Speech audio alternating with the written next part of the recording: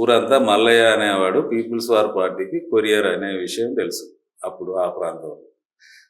So, ఇప్పుడు ఆ మల్లయ్య ఒకసారి ఆవేదనకు గురయ్యి ఒక నిర్ణయం తీసుకున్నాడట.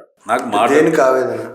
అరే ఏం ఆవేదన అంటే ఏంది ఊరు ఇట్లా అయిపోయింది, బెల్ట్ షాపులేంది, ఈ డీజేల సౌండ్లేంది, ఈ పోరగాళ్ళు మళ్ళీ కార్డ్స్ ఇది ఇదంతా అవుడేంది, ఇది ఎట్లా, ఇది మళ్ళీ దొరలొచ్చి ఇక్కడ అడ్డేసిర్రు, మళ్ళీ రాజకీయాలు చేస్తారు, ఇది ఏంది అని మల్లయ్యకు ఆవేదన అనిపించి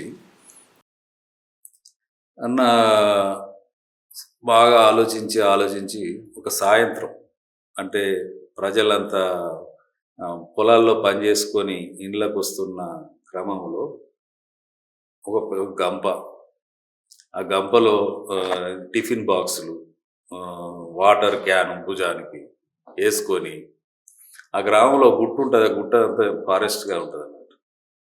ఎక్కడ మొదలెట్టింది అంటే గ్రామస్తులు పనులు ముగించుకొచ్చేప్పుడు ఈ మల్లయ్య ఆ బుట్ట వేసుకొని ఎక్కాడట.